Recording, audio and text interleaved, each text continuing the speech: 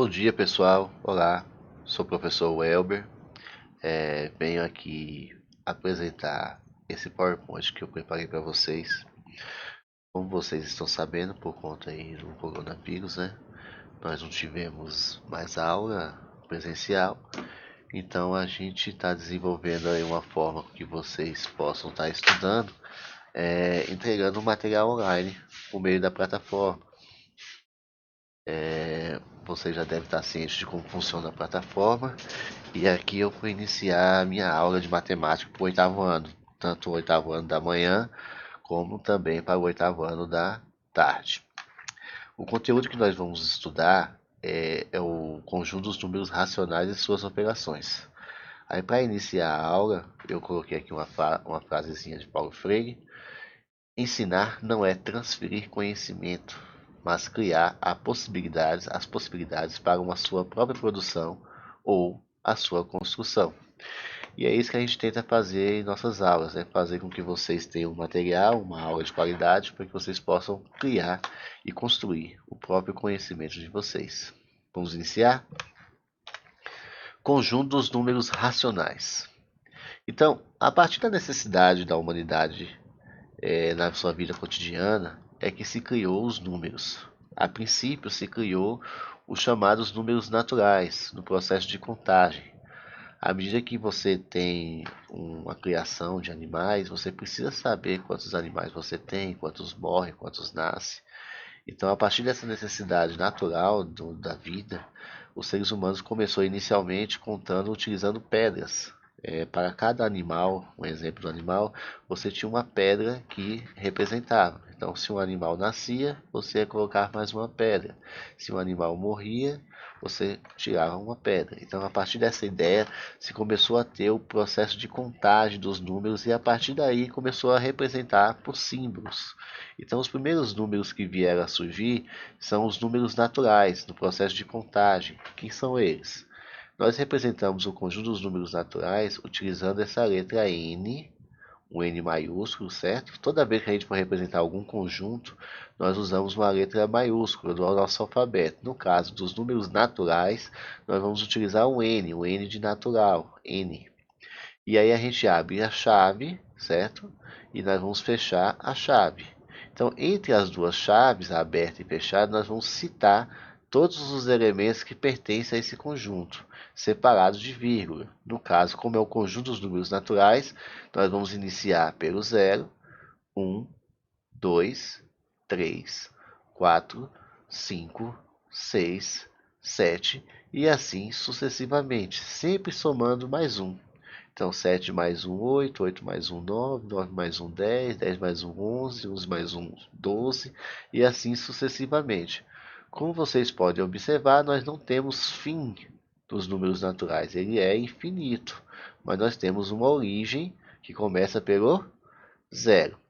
Lembrando mais uma vez, gente, que o zero ele veio a surgir só depois no novo sistema de numeração, que é o sistema de numeração indo-arábico. Lembrem, gente, que lá quando a gente estudou os números no sistema romano e no sistema egípcio, nós não tínhamos o zero como número. O zero não era um número para aquele sistema. Ele só veio a surgir depois no sistema indo-arábico, que ele veio a surgir como número, ok? Então vamos continuar. Neste conjunto estudamos bastante lá no sexto ano. Lá no sexto ano, nós estudamos aquelas operações de adição, subtração, multiplicação, divisão, basicamente dentro do conjunto dos números racionais.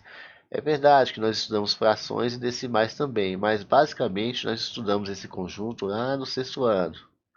Nele você pode observar que as operações de adição e multiplicação são fechadas, ou seja, nós podemos pegar quaisquer dois números naturais e somá-los ou multiplicá-los, que o resultado sempre será um número natural.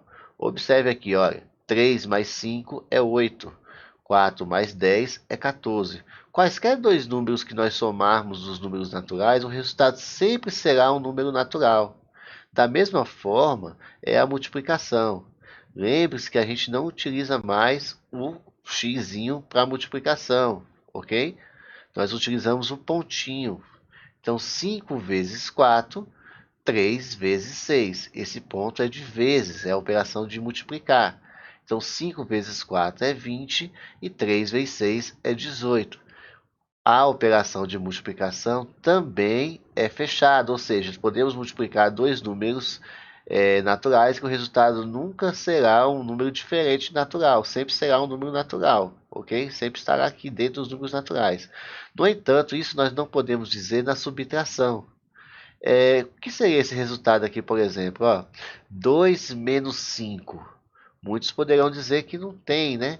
De fato, não vai existir esse resultado nos números naturais. O resultado aqui ele está pertencente a um outro conjunto de números. É o chamado números inteiros. O resultado ele deu negativo. Veja só, 2 menos 5 vai dar negativo 3. É um número negativo e, sendo assim, não é um número natural. Da necessidade que se tem de subtrair um menor de um maior, nós criamos então os chamados números negativos, né? E a partir desses números negativos, nós formalizaremos criando um conjunto novo, que chamamos de conjunto dos números inteiros. E nós representamos pela letra Z. O uso da letra Z é derivado da palavra Zahr. Eu não sei como pronuncia em alemão, mas é esse termo aqui, ó, Zahr, que significa número em alemão. Então nós utilizamos esse Zzinho aqui, ó, para representar os números inteiros. Da mesma forma, utilizamos um Z maiúsculo, colocamos o igual, abrimos a chave e nós criamos o conjunto dos números inteiros da seguinte forma. Tá vendo aqui, ó? 0, 1, 2, 3. São os números naturais. Aí continuaria. 4, 5, 6, 7. Para cada número natural diferente de zero, nós vamos ter um correspondente oposto a ele negativo. Então, se nós temos o 1, vamos ter o menos 1. Se nós temos o 2, nós teremos o menos 2. Se nós temos o 3, nós teremos o menos 3. E assim sucessivamente. Se temos o 4, menos 4. Se temos o 5, menos 5. Se temos o 6, menos 6. Se temos o 7, menos 7 até o infinito. Observe que nesse caso nós temos o infinito tanto para a direita, como nós temos também o infinito tanto para a esquerda. Nós não temos uma origem, né? É infinito tanto negativo aqui, ó, vai para o infinito, e também é infinito tanto para o positivo. Veja que o conjunto dos números inteiros é possível realizar não só as adições e multiplicações, agora também as subtrações sem sair do conjunto. Ok? Nós podemos fazer todas as operações com os números inteiros: adição, subtração, multiplicação, divisão, potência, raiz. Mas sem sair do conjunto, nós só podemos fazer até a adição e multiplicação e agora também a subtração. Agora, só um detalhe aqui que eu preciso que vocês lembrem, né? Sempre que a gente cria um conjunto e a gente faz as operações desse conjunto, então nós temos que saber como fazer as operações dentro desse conjunto. Aí tem aquelas regrinhas, né? Aquelas regrinhas de adicionar dois números negativos, adicionar positivo com negativo, a subtração, a multiplicação, não é? Então aquelas regrinhas todas nós vamos ter que retomar, mas nós iremos ver isso aí em uma outra aula, tá certo? Como resolver as operações agora com os números inteiros e também com os números racionais, que é o objeto dessa aula. Nós vamos ver a posteriori. Podemos observar aplicações de números inteiros em muitos lugares. Então eu vou colocar aqui alguns exemplos envolvendo a aplicação de número inteiro, ok? Só recordando que todo número natural também é um número inteiro, mas nem todo número inteiro é um número natural. Ou seja, existem números inteiros que não são naturais, são os negativos, né? Mas todo número natural é também um número inteiro. Então, eu coloquei aqui algumas aplicações envolvendo números inteiros. Nós podemos falar de números inteiros aqui no esporte, né, no futebol, utilizando a ideia de saldo de gols. Aí aqui eu trouxe uma tabela para vocês, uma tabela do Campeonato Brasileiro de 2014, a Série A. E aqui nós temos três colunas, né? A primeira coluna da esquerda, nós temos as colocações das equipes. Então nós temos o primeiro lugar, que é o Cruzeiro, aqui já são as equipes, né? Primeiro lugar o Cruzeiro, segundo lugar o São Paulo, terceiro lugar o Internacional. E aí mais no final da tabela nós temos o 18º Bahia, o 19º Criciúma e o 20º o Palmeiras.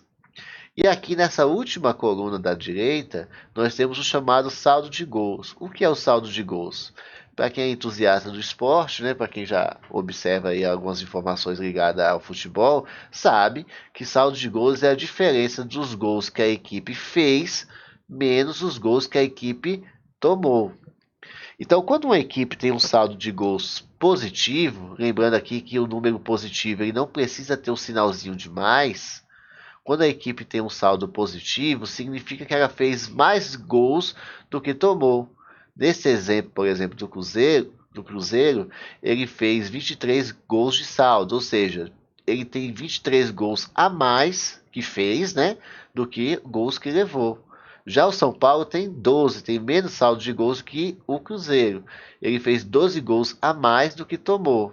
O Internacional já tem 10, então fez 10 gols a mais do que tomou.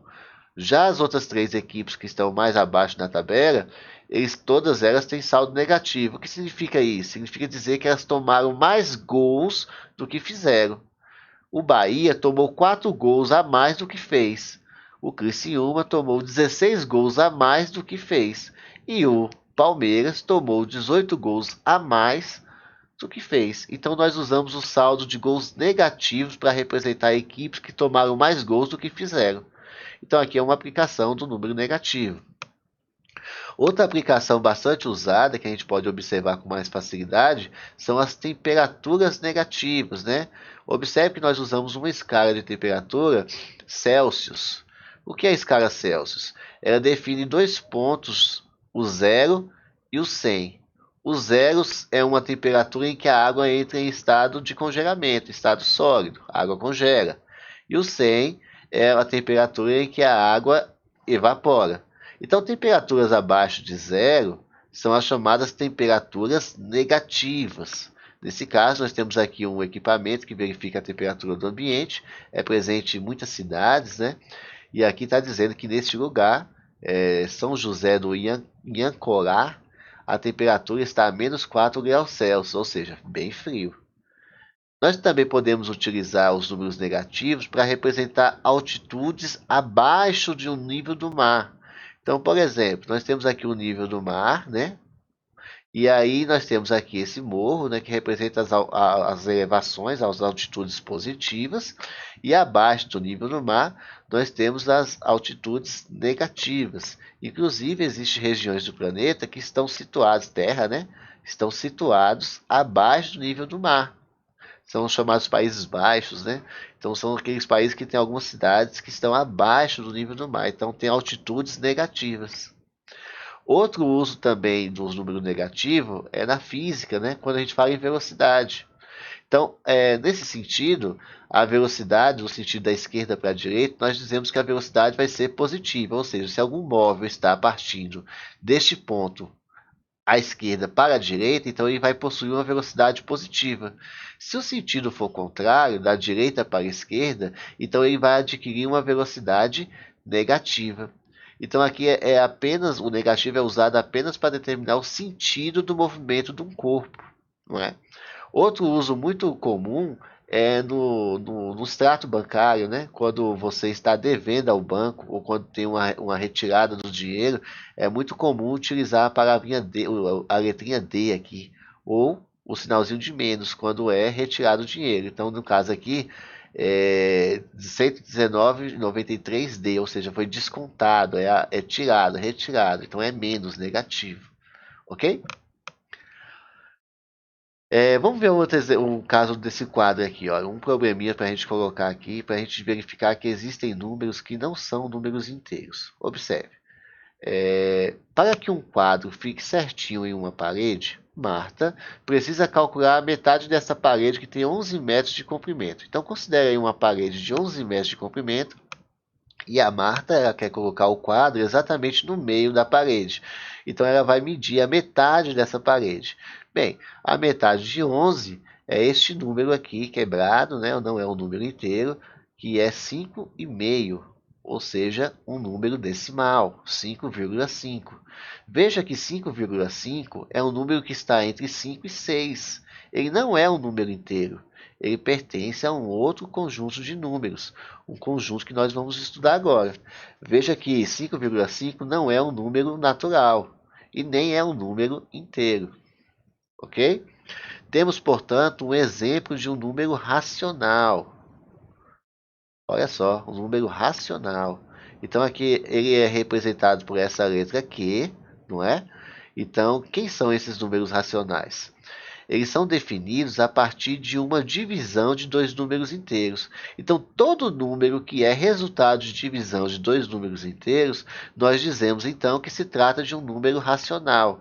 Qualquer número que é resultado de divisão entre dois números inteiros é chamado de número racional.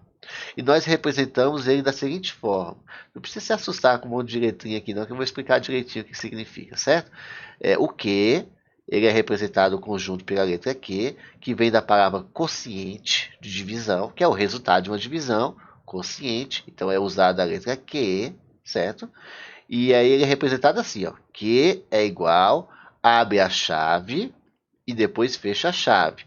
Aqui é uma maneira diferente, porque lá nos outros dois conjuntos, nos números naturais e nos números inteiros, nós sequenciávamos os números, dizíamos quem são eles, né, e botávamos uma sequência. Por exemplo, nos números naturais, nós dizíamos que é o 0, depois vem o 1, depois vem o 2, depois vem o 3, depois vem o 4, depois vem o 5, depois vem o 6, e assim sucessivamente.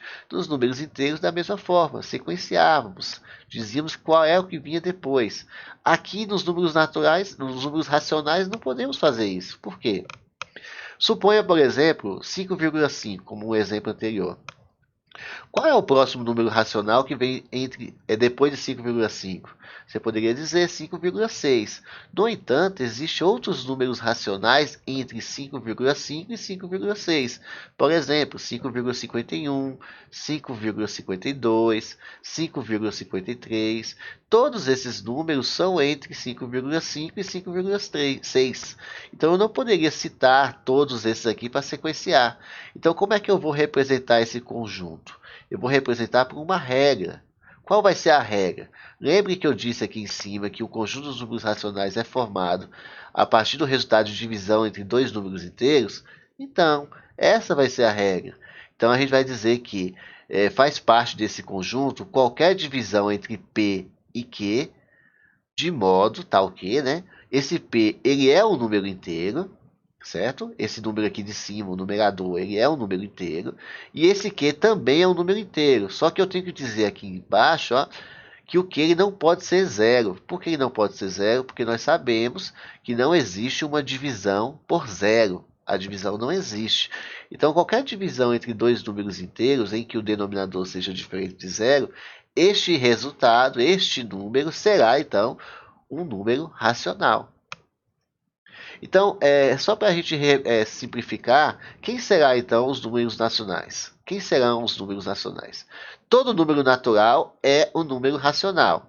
Então, eu coloquei alguns exemplos de naturais, 2, 5 e 10. Por quê? Porque qualquer número desse aqui pode ser representado por uma divisão.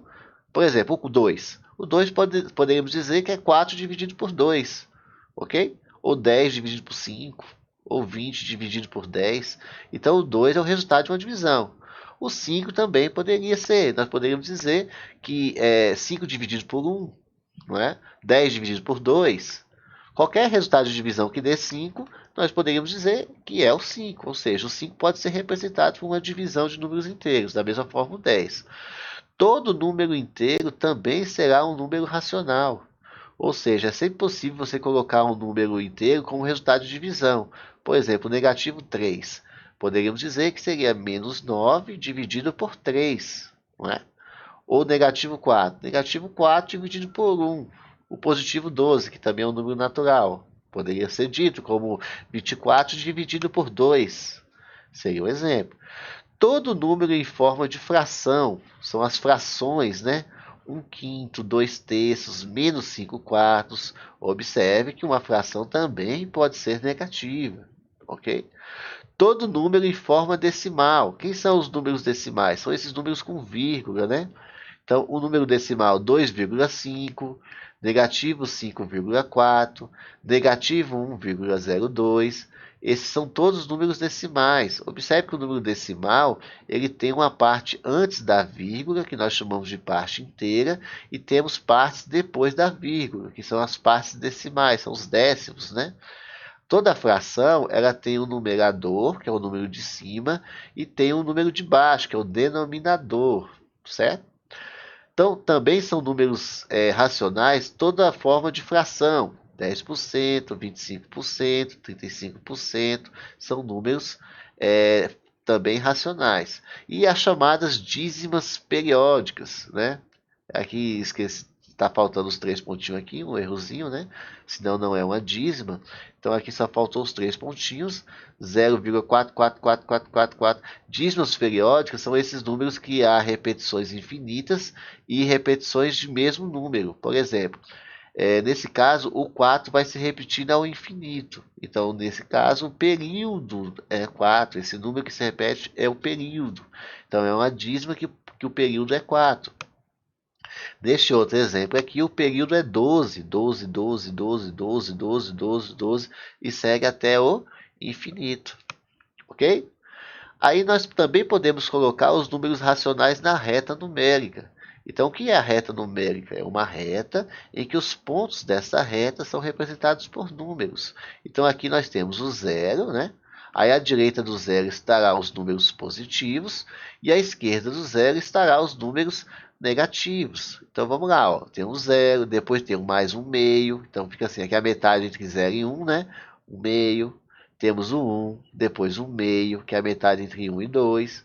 Temos o 2,5, que é a metade entre 2 e 3, e assim sucessivamente. Cada ponto dos números racionais, cada número racional será um ponto na reta.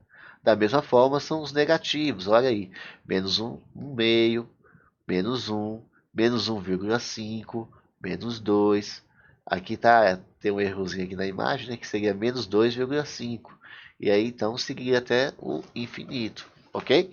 Os números racionais também são infinitos, tanto para a direita como para a esquerda.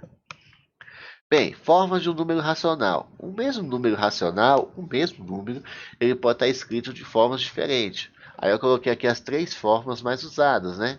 Nós temos a forma fracionária, temos a forma decimal e temos a forma de porcentagem, podendo também chamar de percentual. A forma fracionária, ela possui um numerador e possui um denominador. Então, por exemplo, um meio, ou seja, é um todo dividido em 2 partes e pegado uma. Um meio é a forma de fração. Essa mesma quantidade pode ser representada em décimos, ou seja, 0,5. Ou seja, um meio é o mesmo que 0,5, ou seja, 5 décimos. Só recordando, essa aqui, a primeira casa decimal, significa quantos décimos eu vou tomar do número. Eu vou pegar o número e dividir em 10 partes, e a cada um décimo vai ser uma parte dessa. Como aqui é 5, então eu tomei 5 décimos, ou seja, dividi o todo em 10 partes e tomei 5 partes, ou seja, metade, 0,5. E aqui são as porcentagens, é um número percentual, 50%. O que seria 50%? Eu dividiria o todo em 100 partes e a cada uma dessa parte seria 1%. Nesse caso, eu tomei 50, ou seja, se eu dividir o todo em 100 partes e tomei 50, é a metade, 50%. Então, poderia ter o mesmo número, a mesma representações diferentes. Poderia ser a forma fracionária, a forma decimal e a forma de porcentagem. Outro exemplo, um quarto. Um quarto é um todo dividido em 4 partes e tomei um. Um quarto. Que também pode ser representado por 0,25. Ok? Ou seja, 25 décimos. Centésimos, né? E 25% seria a mesma ideia. Outro exemplo, 3 quintos, que é o mesmo que 0,6, que é o mesmo que 60%.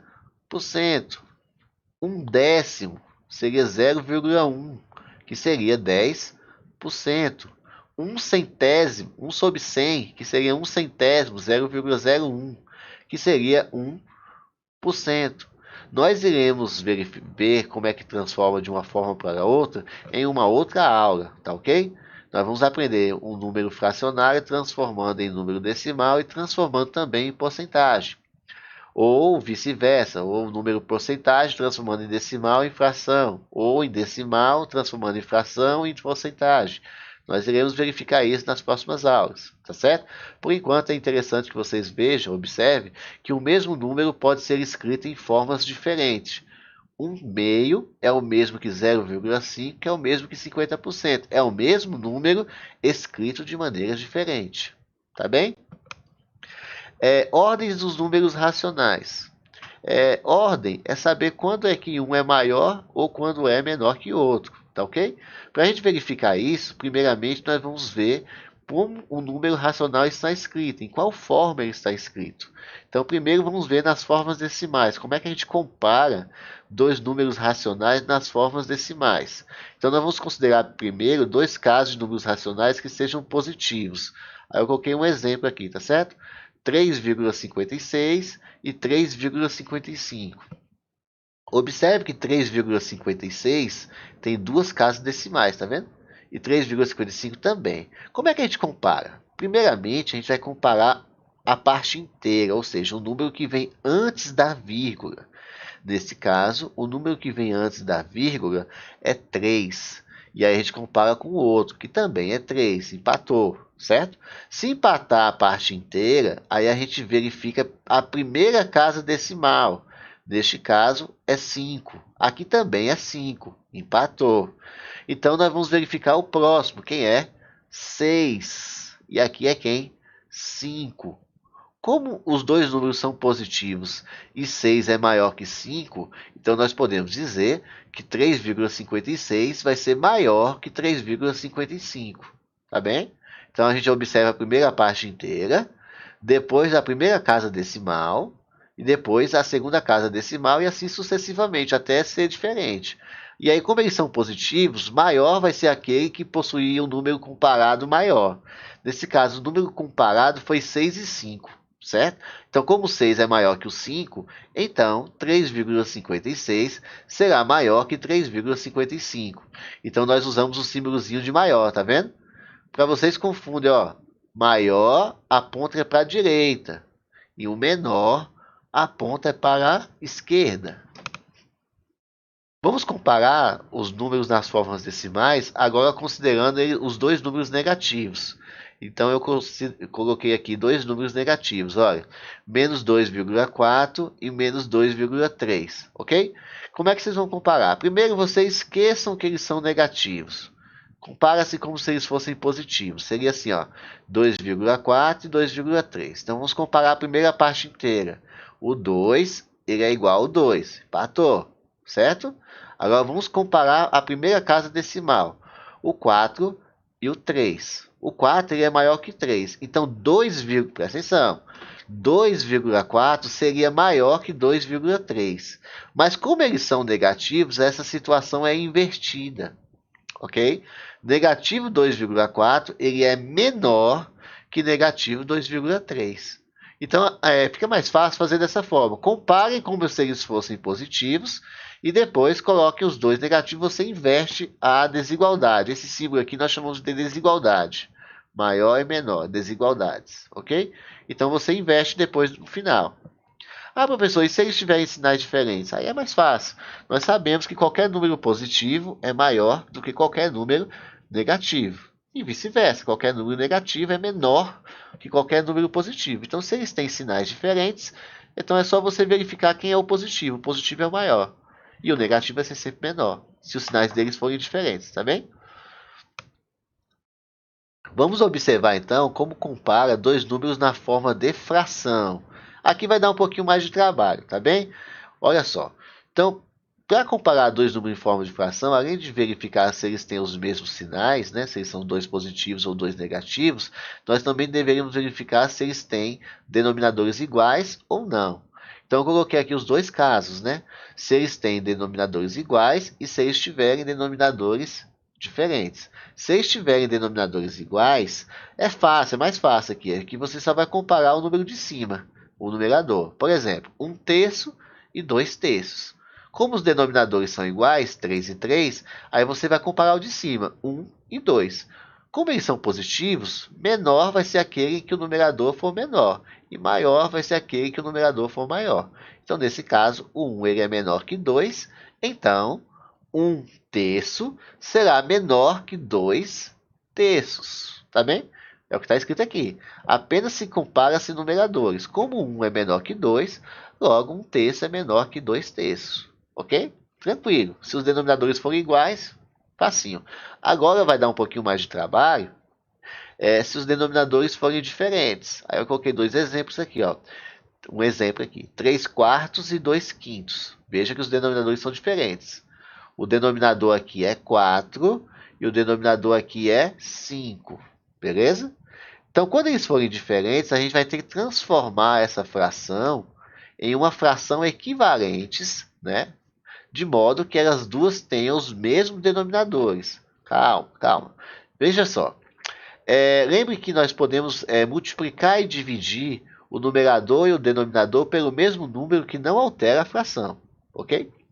Para fazer essas duas frações serem equivalentes, nós vamos tirar o MMC de 4 e 5. Vamos lembrar, o que é o MMC? É o menor múltiplo comum. Vai ser um número que é múltiplo do 4, ou seja, que seja resultado de multiplicação do 4, que esteja na tabuada do 4, fica mais fácil para vocês entenderem. E vamos também encontrar um número que esteja na tabuada do 5, que seja múltiplo de 5. E aí nós vamos ver o que eles têm em comum. E aí o menor deles, com exceção do zero, lógico, vai ser o menor múltiplo comum. Existe um modo, né, um método que a gente faz o cálculo de uma maneira mais fácil, é assim, olha. Nós colocamos o número 4, certo? Colocamos o número 5, que é o MMC que nós vamos encontrar entre esses dois números, que é o 4 e 5. Faremos essa retinha vertical. E aqui, deste lado direito, nós colocaremos números que sejam divisor de pelo menos um desses números, mas que esses números sejam primos. Vamos lá, recordar, o que é um número primo? O número primo é aquele número que tem como divisor apenas ele mesmo e o 1, certo? Então, nós temos uma lista, né, de números primos. Né? Nós temos o 1 não é considerado um número primo. Então, vamos começar. O 2 é um número primo, porque só pode dividir por 2 e por 1. O 3 seria um número primo. O 5 seria um número primo. O 7 seria um número primo. O 11, o 13, o 17, o 19. Então, essa lista é infinita, certo? Só que tem um macetezinho. Se nós encontrarmos aqui um número par, sempre pode ser dividido por 2. Qualquer número par pode ser dividido por 2. Então, vamos lá. 4 dividido por 2, 2. O 5 não é um número par, ou seja, ele não pode ser dividido por 2. Então, nesse modo de cálculo, nós descemos o 5. Beleza? Aí ficou, então, o 2 e o 5. O 2 é par. Então, ele pode ser dividido por 2. 2 dividido por 2, 1. Desce o 5. Aí agora o 5. 5 dividido por 5 dá 1. Quando ficar tudo em 1 aqui, aí você finaliza. Você só multiplica esses números aqui. No caso, são 3 números que a gente encontrou. 2, 2 e 5. 2 vezes 2, 4. 4 vezes 5, 20. Depois que você calculou o MMC, então você vai formar duas frações que têm os denominadores 20. Certo? Então, 20, 20. E aí você vai fazer esse processo aqui, olha. 20 dividido pelo denominador da de cima, no caso 4, né? 20 dividido por 4 vai ser 5. E 5 vezes 3 vai ser 15. Então, olha só. 3/4 e 15 sobre 20 são frações equivalentes. Ou seja, elas representam a mesma quantidade, mas é escrita de formas diferentes. Então, 3/4, o numerador é 3 e o denominador é 4. 15 sobre 20, o numerador é 15 e o denominador é 20. Veja que 3 vezes 5 é 15 e 4 vezes 5 é 20. Ou seja, essa fração ela representa a mesma quantidade que essa fração. São frações equivalentes. Da mesma forma, vamos fazer com a outra fração, usando o denominador 20, certo? 20 dividido por 5 vai dar 4, e 4 vezes 2 vai dar 8. Então, ficou 8 sobre 20. Então, 8 sobre 20 é uma fração também equivalente a 2 quintos, certo? Olha só, 2 vezes 4 é 8, 5 vezes 4 é 20. Então, nós temos aqui 15 sobre 20, que é uma fração equivalente a 3 quartos, e 8 sobre 20, que é uma fração equivalente a 2 quintos. E aí a gente compara essas duas frações, que agora vai ficar fácil. Por quê? Porque tem o mesmo denominador. Percebeu a jogada? Colocamos as duas frações com o mesmo denominador e vamos comparar apenas o numerador. Como o 15 ele é maior que 8, então 15 sobre 20 vai ser maior que 8 sobre 20. Beleza? Logo, 3 quartos vai ser maior que 2 quintos. Tranquilo? Vamos lá. Continuando. Existe outra forma também de você verificar qual é maior e qual é menor, transformando em decimal, certo? Mas como eu não expliquei ainda como é que a gente faz isso, a gente vai ver isso nas próximas aulas, tá bem? Mas tem outra forma também que não seja comparar entre frações. É até mais fácil, transformando em decimal. Então vamos lá, continuando. E quando elas forem negativas? Vamos fazer a mesma coisinha, só a gente inverter a desigualdade no final. Mesma coisa. Por exemplo, eu coloquei aqui negativo 2 quintos e negativo 1 quarto. Vamos calcular o MMC. Já fez, né? O MMC de 5 e 4 é 20. Então vamos lá. 20 dividido por 5, 4. 4 vezes 2, 8. Então vai dar negativo 8 sobre 20. Agora do outro, olha. 20 dividido por 4, 5. 5 vezes 1, 5.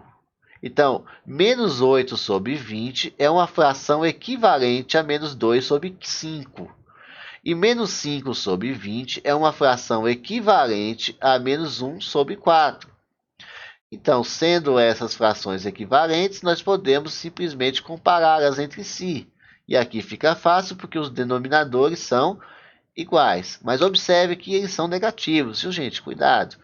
8 ele é maior que 5, certo? Então, 8 sobre 20 seria maior que 5 sobre 20. Mas, como eles são negativos, essa desigualdade é invertida. Então, fica menor. Então, menos 2 sobre 5 será menor que menos 1 sobre 4. Ok? Então, símbolo de menor. Então, é a mesma coisa que vocês têm que fazer. Só que, como eles são negativos, aí no final você inverte. Você só inverte a desigualdade. Porcentagem, geralmente as porcentagens elas estão representadas por números inteiros, né? 30%, 40%, 50%. Então fica mais fácil você saber olhando o número inteiro, quando é. Ou quando não é um número inteiro, no geral eles vêm como número decimal. E aí a comparação é feita da mesma forma que a gente fez anteriormente. Tá bem? Então você só compara como se fossem números decimais ou como se fossem números inteiros. Dificilmente você vai ver alguma fração com porcentagem, 2 quintos por cento, isso não é usado, não é algo utilizado, certo? Então você só vai ter mais assim, ó, quando for número inteiro ou número decimal. Também é usado número decimal com porcentagem. Aí você compara simplesmente os números aqui. Esse porcentagem aqui é só o símbolo, né, que é dividido por 100. Tá bem? Pessoal, então como a gente iniciou agora essa semana, essas aulas aí online, que não é bem aula online, é um material online, né? A gente que está tentando explicar o conteúdo aqui para vocês, para que vocês tenham mais facilidade aí para vocês fazerem essas atividades. Por enquanto, eu não vou deixar nenhuma atividade para vocês, porque como está iniciando, está tendo muita dificuldade de estar entregando material na plataforma, né? Então, por enquanto, a minha atividade vai ser vocês ver esse material mais de uma vez, tá ok? Veja o material, eu vou deixar o material também em PDF, o vídeo aqui vou colocar no YouTube, né, para estar tudo explicadinho lá. E vocês acessam várias vezes, vocês podem ver quantas vezes vocês quiserem. A posteriori, no futuro, a gente vai fazer as atividades e também vou tentar fazer com que eu explique a atividade aqui antes, para que vocês tenham maior facilidade, tá bem? Bons estudos, boa sorte, desejo o melhor para vocês. Vamos lá e fé em Deus que a gente vai passar essa situação difícil aí logo, tá bem? Fique na paz e boa sorte.